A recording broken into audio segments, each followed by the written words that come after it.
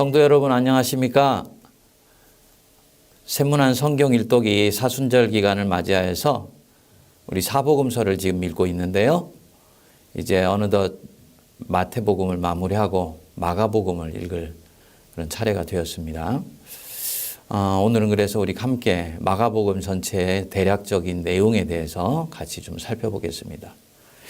이 마가복음에 있어서 제일 중요한 부분들은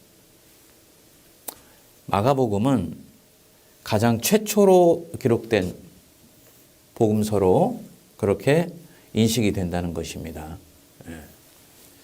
그러니까 마태, 마가, 누가 세 복음서를 공관복음서라고 말씀을 드렸었죠.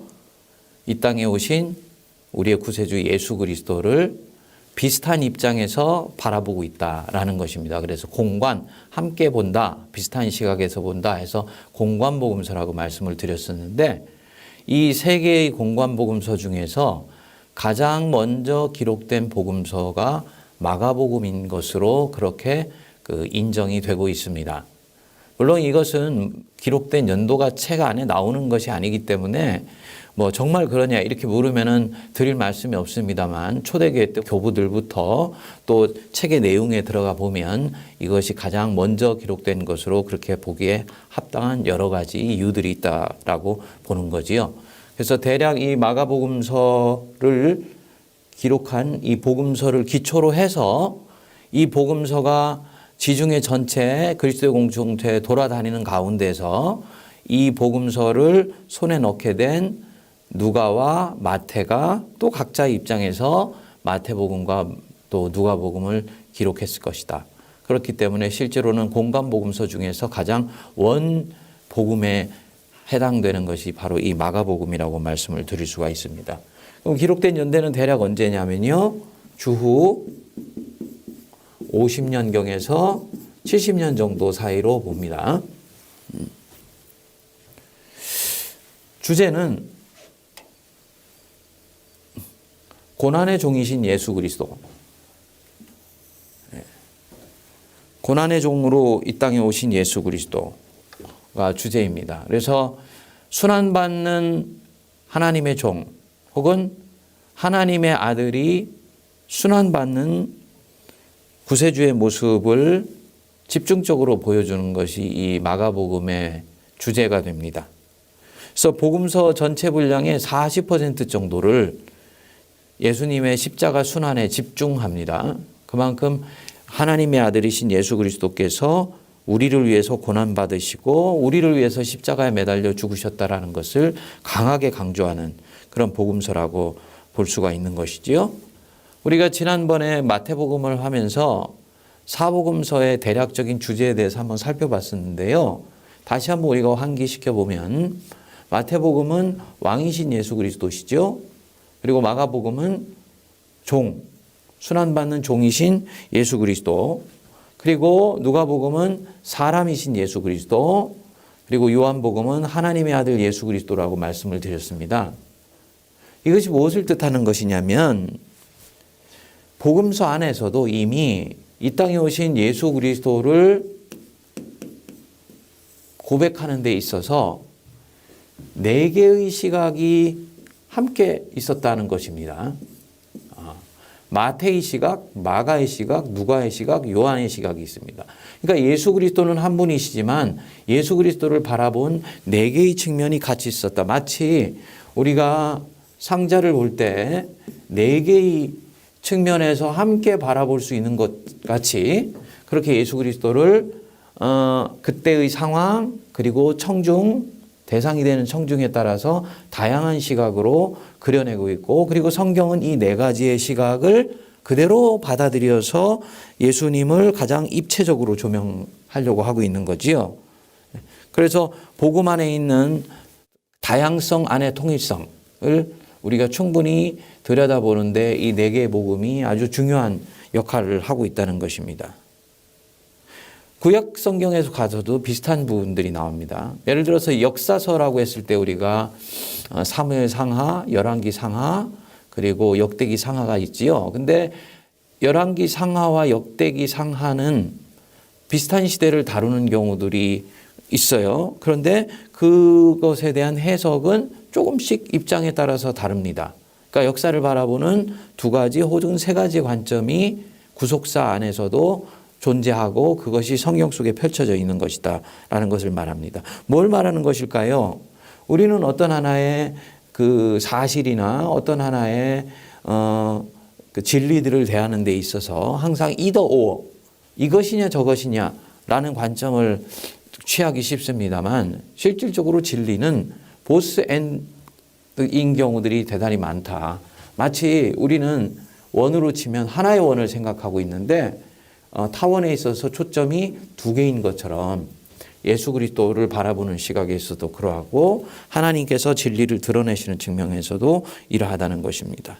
그래서 다양한 시각을 통해서 예수 그리스도의 복음을 입체적으로 조명하고 있는 것이 사복음서이다. 그리고 그 중에서 바로 이 마가복음은 고난의 종으로 오신 예수 그리스도를 그리고 있다는 것입니다. 물론 우리가 오해하면 안 됩니다. 우리가 유일한 진리는 하나님 한 분이세요. 그리고 예수 그리스도 한 분만이 이 세상을 구원하시는 구원자이십니다. 그렇지만 이 진리가 드러나는 측면에서는 다양한 시각 속에서 드러날 수 있다는 것을 염두에 둘 때 다양성 속에서의 일치라는 이 중요한 기독교 신앙의 고백을 잘 이해할 수가 있을 것 같습니다. 그러면 이 마가복음의 대상은 누구냐? 지난번에도 대상을 좀 말씀을 드렸는데요. 방금 전에도 말씀을 드렸듯이 이 대상이 있지 않습니까? 마태복음은 유대인이다. 누가복음은 이방인인데 헬라적 배경을 가지고 있는 사람들이다. 이렇게 말씀을 드리면 우리가 고개가 가부뚱거려질 수 있죠. 아니, 성경은 모든 사람에게 읽히도록 쓰여진 것인데 왜 특정한 대상을 얘기하는가? 그런 뜻이 아닙니다. 마태, 마가, 누가, 요한복음을 포함해서 신약 성경에 나오는 모든 27권의 그 책은 원본이 존재하지 않는다고 말씀을 드렸잖아요. 지금 우리가 확인할 수 있는 원본이 없습니다. 그렇지만 최초로 이 복음서가 쓰여진 시점과 그때와 그 첫 번째 사본은 있었을 것 아닙니까? 그것이 바로 누구를 위해서 누구를 향해서 쓰여진 것이냐라는 측면에서 대상을 얘기를 하는 것이죠. 그래서 이 마가복음에 있어서도 대상은 이방인 그리스도인입니다. 이방인 그리스도인. 그런데 그 이방인 그리스도인 중에서도 그리스도인으로서 순환받는 로마인이 편지의 첫 번째 대상이었을 것이다. 복음서의 첫 번째 대상이었을 것이다. 라고 보는 것입니다. 배경이 있습니다. 전승에 의하면 마가복음은 1차적으로 로마에 있는 기독교인을 향해서 기록이 됐는데요. 당시의 로마의 상황은 폭군 네로에 의해서 핍박과 탄압이 가중되는 시점이었습니다. 대박해가 시작되고 있었어요. 대략 주후 64년에 로마의 대화재가 일어나게 됩니다. 일화에 의하면 네로 황제가 화재를 일으켰다고 그렇게 얘기들을 합니다. 이 화재가 얼마나 컸는지 거대한 로마 도시 안에서 4개의 블럭을 제외하고는 전소가 될 정도로 그런 어마어마한 화재였었습니다. 그러니까 사람들이 황제에 대해서 의심의 눈초리를 보내게 됩니다. 의심의 화살을 황제에게 쏟아붓게 되고요. 그리고 이 네로는 자신에게 향하는 이 의심의 화살을 피하기 위해서 화재를 일으킨 사람들이 그리스도인이라고 주장을 하기 시작을 했습니다. 그래서 황제에 의해서 그리스도인들, 로마에 있는 그리스도인들에게 조직적인 박해가 시작이 되게 되는 거지요. 그리고 그리스도인들은 이때부터 하나님의 백성들인 자기 자신에게 이 엄청난 고난이 불어오는 것에 대해서 흔들리게 됩니다. 물론 그리스도를 주로 믿는 신앙에는 의심이 없었습니다. 하지만 핍박과 죽음의 위협 앞에서 낙심하게 되고 그리고 신앙의 용기를 잃게 되는 일이 생겼습니다. 이런 상황 속에서 이 마가가 주님의 복음인 바로 이 마가복음을 통해서 예수 그리스도의 순환을 보여주고 그리고 그 순환에 참여해 있는 같은 그리스도인들에게 신앙의 용기를 북돋아주고 제자로서 고난받는 삶을 기꺼이 살아갈 수 있도록 하기 위해서 이 마가복음을 썼다라고 그렇게 초대교회는 봤습니다. 기록 연대는 아까 말씀드린 대로 주후 50년에서 70년 사이로 봅니다. 근데 64년에 화재가 일어나고 박해가 불어닥치고 그 박해 속에서의 고난을 이기기 위한 그런 복음서를 예수님의 공생애를 통해서 들여다볼 필요를 꼈다라고 우리가 본다면은 이것은 좀 더 좁혀서 대략 64년 이후니까 64년에서부터 한 67년 정도라고 이렇게 볼 수가 있는 것이죠. 네. 요 사이 65년에 베드로가 로마에서 순교를 하게 됩니다. 그래서 사람들이 생각할 때는 이 마가가 베드로에게 예수님의 행적에 대해서 자세히 듣고서 그것을 마가복음으로 썼을 것이다 라고 그렇게 얘기를 하기도 합니다. 저자는 이미 말씀을 드린 대로 요한 마가입니다. 요한 마가. 요한 마가는 바나바의 조카지요. 바나바의 조카. 생질이라고 얘기를 합니다. 그러니까 바나바의 누이의 아들입니다. 바울과 바나바와 함께 1차 전도여행을 할 때 동행했었습니다. 아마도 삼촌과 그리고 삼촌뻘에 해당되는 연장자인 바나바와 바울을 모시고 헬라어에 능통한 사람으로서 복음을 전하는 그런 일들에 함께 나서게 되었던 것 같습니다. 그런데 1차 전도여행을 갔다가 전도여행의 극심한 어려움을 피하지 못하고 결국은 낙심하여서 중간에 돌아오게 되지요. 그리고 이것 때문에 2차 전도여행에 갈 때 바울과 바나바 사이에 서로 부협함이 일어나게 되었습니다. 그래서 바나바는 마가를 데리고 가고 바울은 실라와 함께 복음을 전하러 가는 그런 일들이 생기게 만든 장본인이 바로 이 마가입니다. 근데 나중에 이 바울이 중간에 전도여행을 포기하고 자기 있는 곳으로 돌아갔던 이 마가에 대해서 못마땅해 했었다가 나중에는 다시 이 마가를 귀히 여기고 화해하는 일이 생기게 되지요. 그래서 바울과 동역자가 되게 됩니다. 사도행전에는 나오지 않습니다만 디모데후서 4장 11절에 보면 이렇게 나옵니다. 네가 올 때 마가를 데리고 오라. 저가 나의 일에 유익하니라. 그래서 사도 바울이 로마의 감옥에 갇혀 있을 때 이 마가를 보고 싶어 했다. 그는 나의 일에 유익한 동역자이다. 라고 생각을 하게 되었다는 것입니다. 그리고 이 마가가 복음서의 최초의 복음에 해당되는 바로 이 마가복음을 기록했다는 것이죠. 그러니까 아직 젊은 시절에는 예수님과 함께하는 믿음의 여정에서 중간에 포기하고 실패하여서 자기 있는 곳으로 돌아갔던 사람이 다시 재기하여서 예수님과 동행하는 믿음의 여정을 신실하게 걸어가게 되고 이 사람이 결국은 사복음서의 첫 번째 복음까지도 기록하게 되었다라는 것은 우리 신앙에 대해서 주는 메시지가 굉장히 있다라고 말씀을 드릴 수 있는 것이죠. 일각에서는 이 마가가 예루살렘 다락방에서 기도했던 그 120명이 함께 기도했던 마가의 다락방 그 마가를 얘기하는 것이냐라고 묻기도 하고 또 그렇다라고 생각하는 분들도 계십니다만 이 부분은 확인된 부분이 아니에요.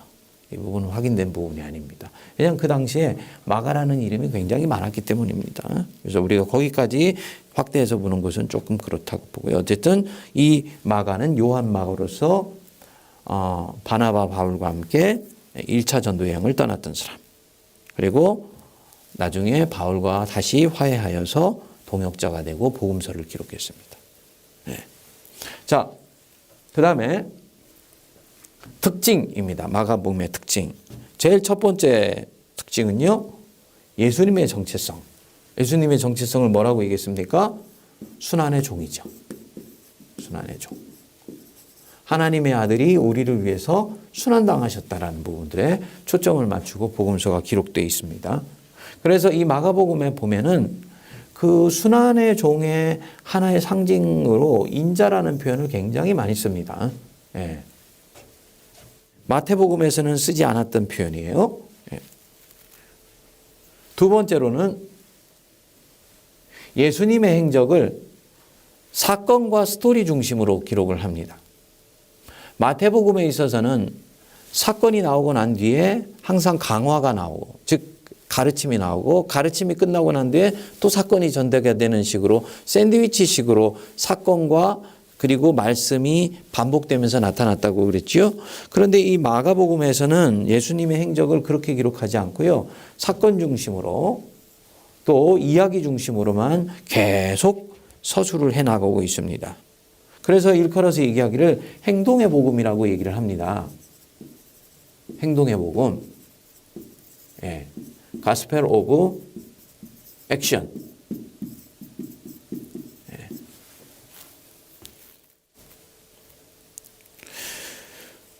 사람들이 생각하기를 마태복음은 유대인을 대상으로 한 복음이기 때문에 예언과 구약의 말씀들을 계속 반복해서 인용을 하고서 예수님이 구약에서 예언하신 바로 그 메시아인 것을 입증하려고 한 거죠. 그리고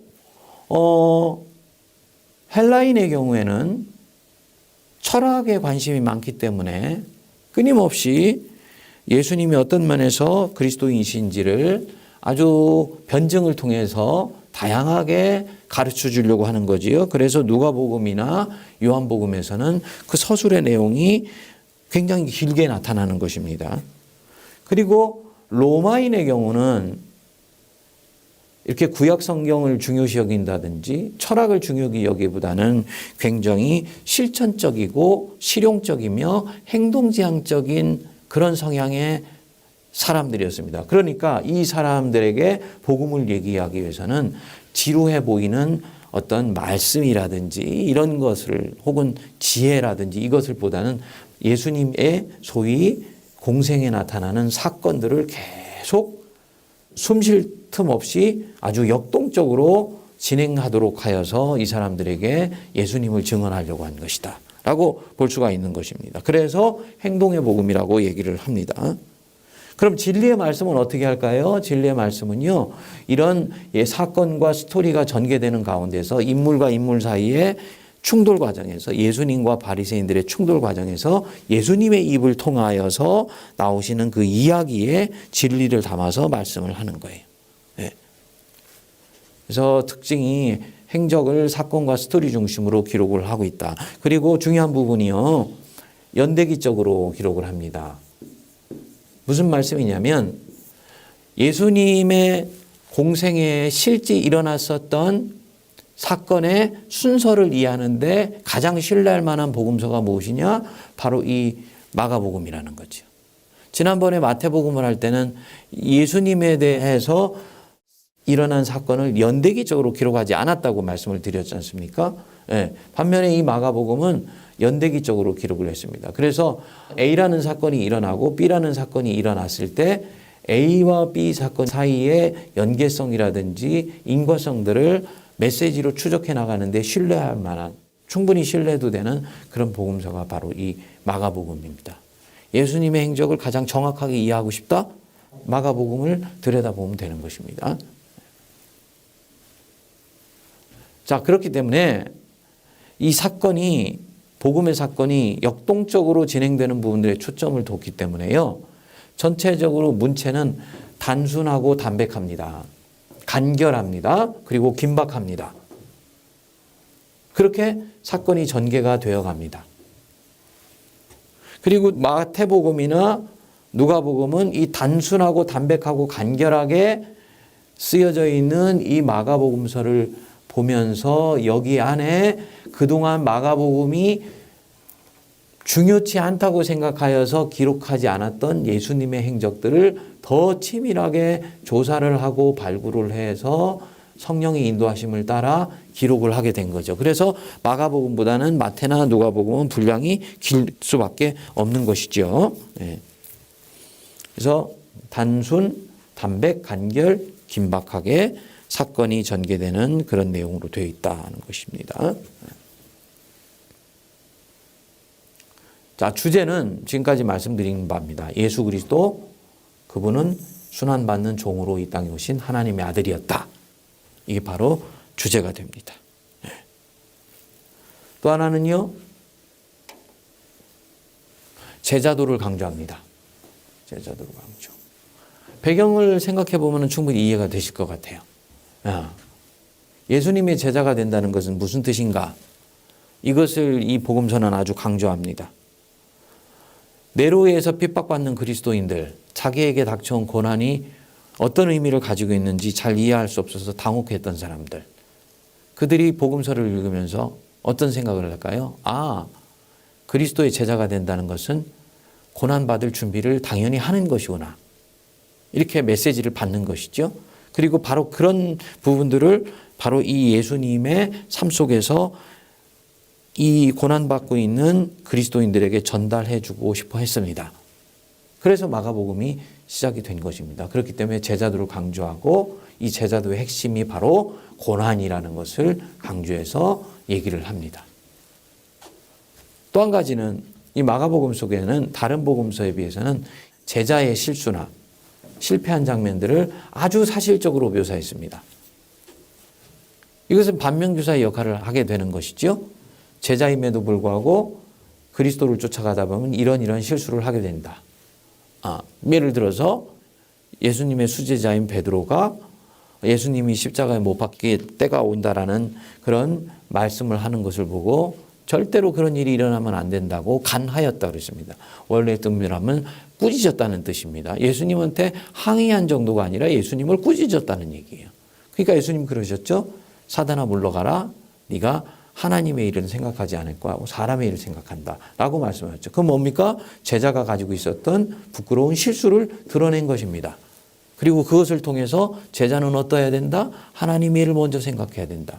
고난이 다가오게 되면은 먼저 움츠러들기 쉬운 것 충분히 이해하지만 그것을 뛰어넘어서 하나님의 일을 생각할 때 그가 바로 진정한 제자가 되는 것이다. 라고 제자인 베드로의 실수를 통해서 진정한 제자도를 가르쳐 주려고 하는 것.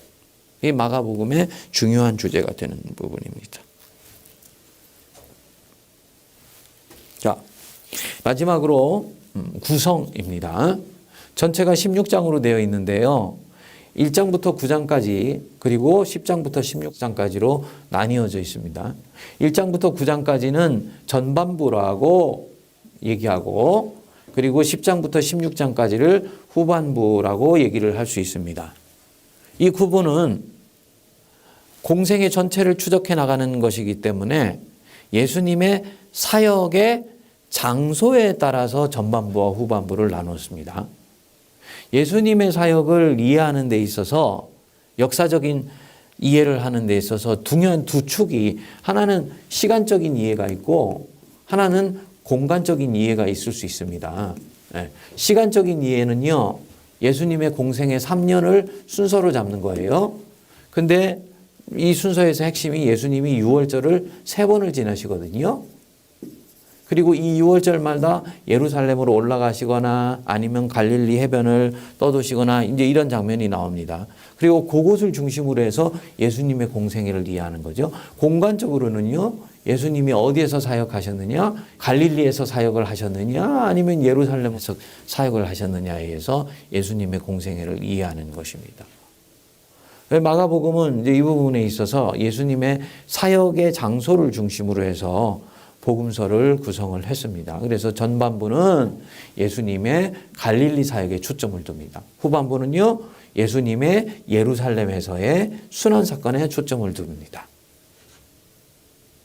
그리고 다시 세분화해서 가면 전반부에 가면은 1장 1절부터 13절까지가 세례 요한의 등장, 예수님의 오시는 길을 예비한 자죠. 그리고 예수님의 사역의 준비로서의 세례의 장면과 그리고 광야에서 시험 받으시는 장면이 아주 간략하게 서술되어 있습니다. 다시 1장 14절부터 6장 6절까지는 예수님의 전반부 갈릴리 사역을 기록하고 있고요. 그리고 6장 7절부터 9장 50절까지는 후반부 갈릴리 사역을 기록을 하고 있어요. 이어서 이제 후반부로 가게 되면 10장부터 16장까지 예수님의 순환 사건을 기록을 하고 있는 거지요. 그리고 세분화해서 다시 들어가 보면 10장 1절부터 52절까지가, 즉 10장이 전체가 예루살렘을 향한 예수님의 여정, 갈릴리로부터 예루살렘을 향해 가는 예수님의 여정, 그리고 11장부터 16장까지가 십자가 순환, 그리고 부활, 승리, 승천의 내용을 담고 있습니다. 그리고 이 바로 예수님의 십자가 순환이 이 마가복음서에서 아까 몇 프로? 40%를 차지하고 있다. 그 정도로 예수님을 이 땅에 고난의 종으로 오신 하나님의 아들로 그렇게 그려내고 있는 것입니다. 네. 자, 우리가 그 사순절 기간에 지금 사복음서를 읽고 있습니다만, 특별히 이 마가복음은 사건 중심으로 전개가 되고 있기 때문에 예수님이 실제로 복음이신 당신 자신이 우리를 위해서 오셔서 어떤 일들을 하셨는지를 아주 간략하면서도 역동적으로 들여다보기에 아주 좋은 복음서가 바로 이 마가복음이라고 얘기할 수 있습니다. 우리 사순절 두 번째 주로 우리가 접어 들어가고 있는데요. 우리 성도님들 마가복음 읽으시면서 큰 은혜 받으시고 우리를 위해서 순환당하시고 십자가에 매달려 죽으신 주님의 고난을 함께 묵상하는 복된 시간 되기를 바랍니다. 감사합니다.